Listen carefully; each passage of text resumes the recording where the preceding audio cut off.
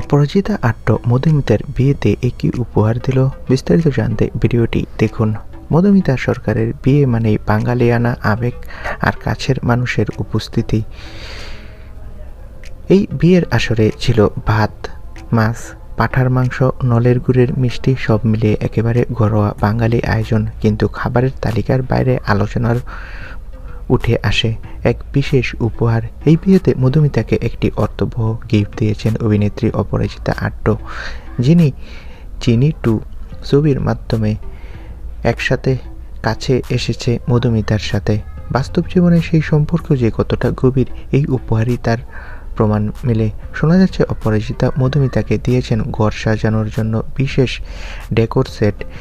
নতুন জীবনের শুরুতে নতুন ঘর, সেই ঘর যেন নিজের মতো করে সাজানো যায়, সেই ভাবনাতেই এই উপহার। কোনো দামি গয়না নয়, কোনো বিলাসী জিনিস নয়, বরং দৈনন্দিন জীবনের সঙ্গে জড়িয়ে থাকা এক আন্তরিক উপহার। চিনি টুতে যেখানে এক অসমবয়সী দুই নারীর বন্ধুত্ব দেখানো হয়েছে, বাস্তব জীবনেও সেই বন্ধুত্ব যেন নতুন মোড় নিল এই বিয়েতে। অপরাজিতার এই উপহার শুধু একটি জিনিস নয়, বরং মধুমিতার নতুন সংসারের জন্য শুভকামনা।